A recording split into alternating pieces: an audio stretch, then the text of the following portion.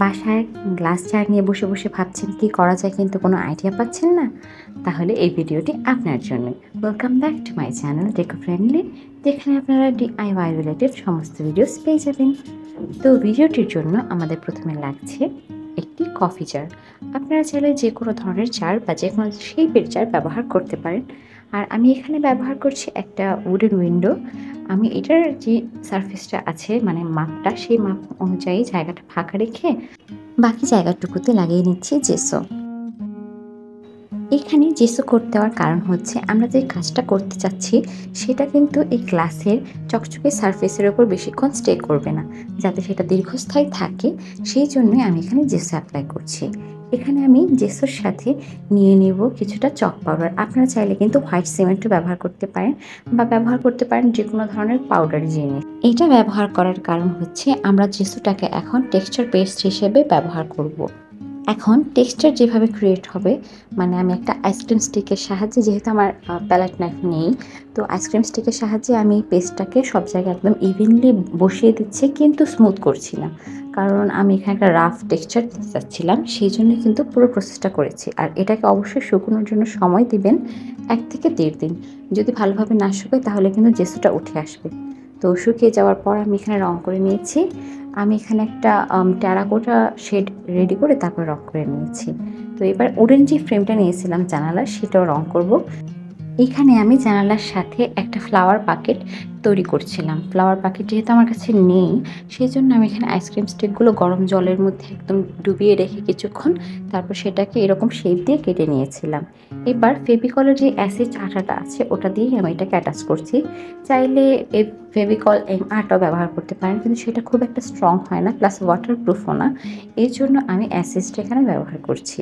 তো দেখতেই পাচ্ছেন ভিডিওতে আমি কিভাবে এটাকে অ্যাটাচ করেছি। এটা বানানো কিন্তু খুবই সোজা, আপনারা বাসায় অবশ্যই চেষ্টা করে দেখতে পারেন। সমস্ত ব্যাপারটা ভালোভাবে শুকিয়ে আসার পর এবার আমরা রং করে নেব। জানালাটা রং করার আগে আমি এখানে উডেন ফ্রেমটা, যেটা বাকেট, ওটা আমি রং করে নিচ্ছি। তো এখানে আমি ব্যবহার করছি বার্ন্ট সিয়েনা কালার। আপনারা চাইলে অন্য যে কোনো কালার ব্যবহার করতে পারেন। আর এখানে যে জানালার ফ্রেমটা আছে সেটাতে আমি রং করে নিচ্ছি। রংটা ঠিক অ্যাকোয়া ব্লু এর মতো, মানে আমি এটাকে বানিয়ে নিয়েছিলাম একটু সাদা আর আকাশি মিক্স করে। জিনিসটাকে আরও বেশি আকর্ষণীয় করার জন্য আমি এখানে ক্লে ফ্লাওয়ার্স নিয়ে নিয়েছি। এগুলো আমি বাসায় বানিয়েছি ক্লে দিয়ে, যেগুলো মোল্ডেড ক্লে হয় সেটা দিয়েই বানিয়েছি। আর এটার মোল্ড ছিল সেটা হচ্ছে দারাজ থেকে এনেছিলাম। আপনারা যদি এরকম ইনভেস্ট করতে না চান, যদি মোল্ড কিনতে না চান, তাহলে কিন্তু হাতেও ফুল বানিয়ে নিতে পারেন। বিভিন্ন শেপের হ্যান্ডমেড ফুল হয়, তো আমি সেগুলোর ভিডিও আপনারা যদি দেখতে চান সেগুলো আপলোড করতে পারি। বা চাইলে কিন্তু ক্লে দিয়েও ফ্লাওয়ারগুলো তৈরি করতে পারেন, তাহলে এই রং চঙের ঝামেলা থেকে মুক্তি পাবেন। তো সমস্ত ব্যাপারটা শুকিয়ে যাওয়ার পর এবার আমরা অ্যাসেম্বল করব। তো অ্যাসেম্বল করার জন্য আমি এখানে হট গ্লু গানটা ব্যবহার করছি, কারণ এটা খুব দ্রুত শুকিয়ে যাবে, ধরে রাখার কোনো প্যারা নেই, অনেক তাড়াতাড়ি কিওর হয়ে যায়। তো সব কিছু আমি আগেই একবার অ্যাসেম্বল করে নিয়েছিলাম যে কীভাবে কী সেট করব, সেই অনুযায়ী কিন্তু আমি এখানে সব কিছু অ্যাটাচ করছি। আর এই যে ফাঁকা জায়গাটা দেখছেন, এই ফাঁকা জায়গাটা আমি এখানে ফিল করব জুট রোপ দিয়ে। যেহেতু সারফেসটা একটু ওভাল শেপের, তাই কাঠের ফ্রেমটা দিয়ে কিন্তু এটা পুরোটা কভার হবে না। এটাও আমি ব্যবহার করেছি হট গ্লু গান দিয়ে।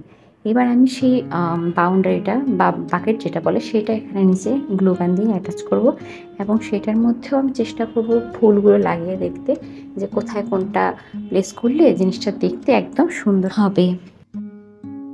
গ্লু গান দিয়ে আরেকটা অ্যাডভান্টেজ হচ্ছে, যদি আটাটা শুকিয়ে যায় আপনি কিন্তু ভুল হয়ে গেলে সেটাকে আবার উঠিয়ে ফেলতে পারবেন টান দিয়ে। তো নিচের যে ফাঁকা অংশটা আছে সেটাকে আমি সবুজ কালার করে নিয়েছি। আর এখন যেটা দেখতে পাচ্ছেন সেটা হচ্ছে DIY গ্রিন লিফ, যেটা আমি একটা ম্যাজিক্যাল উপাদান দিয়ে তৈরি করেছি, সেটার ভিডিও আসছে পরের বার। তো অ্যাপার্ট ফ্রম দ্যাট আমরা আগে দেখে নেব অ্যাসেম্বল করে যে কীভাবে কোনটা আমি কোথায় ডিসপ্লে করলে জিনিসটা দেখতে সুন্দর লাগবে। তো দেখেন এখানে আমি করে ফেলেছিলাম পুরোটাকে গ্রিন কালার, যতটুকু জায়গা ফাঁকা ছিল। আর এখানে আমি নিয়ে নিয়েছিলাম জেড প্ল্যান্টগুলো। আপনারা চাইলে কিন্তু আর্টিফিশিয়াল ফ্লাওয়ার্স ব্যবহার করতে পারেন, আর্টিফিশিয়াল প্ল্যান্টস ব্যবহার করতে পারেন। আমার কাছে অনেক জেড প্ল্যান্ট পড়ে আছে, তো আমি ওইগুলো এখানে রেখে দিচ্ছিলাম দেখার জন্য যে আসলে আলটিমেট লুকটা কেমন হয়। আসলে সবুজ কালারটা এত সুদিং হয় যে চোখ পড়া মাত্রই মাথাটা ঠান্ডা হয়ে যায়, মনটাও ঠান্ডা হয়ে যায়। আপনাদের কি মতামত সবুজ কালার নিয়ে, সেটা একটু সময় করে কমেন্টে জানিয়ে দিন। তো আমি এখানে যে গ্রিন লিফগুলো বানিয়েছিলাম সেটা দিয়ে একটা ছোট আর্টিফিশিয়াল প্ল্যান্ট তৈরি করব। এখানে দেখুন যেই নিচে তারের অংশটা আছে সেটা আমি পেঁচিয়ে পেঁচিয়ে এটাকে জোড়া লাগিয়ে নিচ্ছিলাম। তো এবার আমি সব কিছু গ্লু গান দিয়ে অ্যাটাচ করে দিচ্ছি। এখানে আমাকে হেল্প করছিল আমার মেয়ে। আর হ্যাঁ, বাচ্চাদের সাথে নিয়ে এই হট গ্লু গান জাতীয় কোনো ক্রাফট যখন আপনারা করবেন, অবশ্যই অনেক অনেক সাবধান থাকবেন আর সচেতন থাকবেন, তাহলে দুর্ঘটনা এড়ানো সম্ভব।